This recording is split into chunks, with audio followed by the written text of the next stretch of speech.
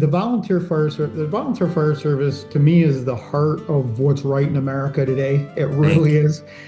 Do you think we have a shot at changing and fixing this before it's too late? Or you think it's inevitable that we're just delaying the inevitable?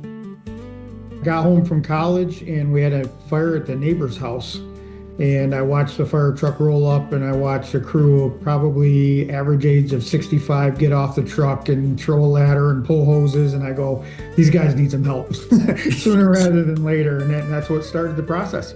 We had a structure fire earlier this year. And I remember getting on the scene and looking down the road, and there was like 8 different departments, fire trucks on the road. But then I'm sitting there looking at the manpower pool on the front yard going, we got more trucks than we got people here. Nowadays the pager goes off 4 or 5 times. You mentioned it earlier, you're sitting at work and you go, do I go to this? Do I not go to that? I think we're leading with the wrong message, perhaps. I think we do, and I think, again, we're not being honest with ourselves. Almost every time, Dave, you get somebody in, get their feet wet for 6 months, and they're begging you, when's the next class?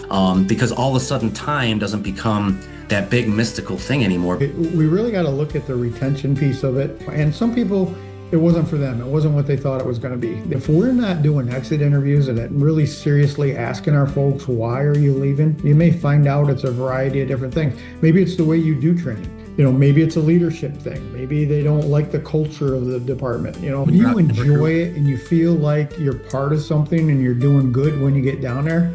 But once it gets to be the point where you start to question whether you're of value, whether you're appreciated, whether you're doing the right things, I can make all excuses in the world. I can find a million other things I got to do. But you know what?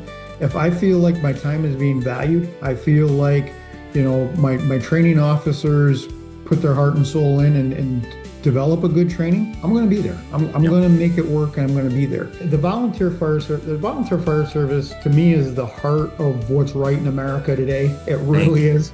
Love and that. I'm 100%, in favor of it. I've lived it. I eat, breathe, and sleep it.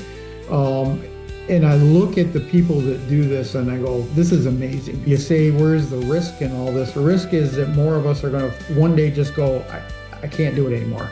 Or our family's going to say, you can't do this anymore. We're trying to save the volunteer fire service. Yep. And if we don't do anything, it's going away. We lost 8 departments in New York State last year. What does it look like for you in the next 5 to 10 years here in New York State and some of our more rural areas upstate?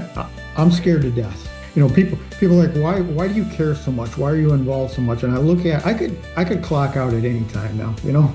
I've got almost 40 years into this thing. I've given to my community. I've done everything that I could do. I'm not doing it for me. I'm doing it for my kids and my grandkids because I love the experience that I had. I love the volunteer fire service. I love what it does for the local communities, and I want them to have the same opportunities. I think I'm going to tell you that it's changed my life. And I 100% believe in what we do and how we do. And I can't express, not a lot of people will say thank you, but you feel good because you made a difference. And that's hard to get anywhere else. It really is. Do you think we have a shot at changing and fixing this before it's too late? Or you think it's inevitable that we're just delaying the inevitable?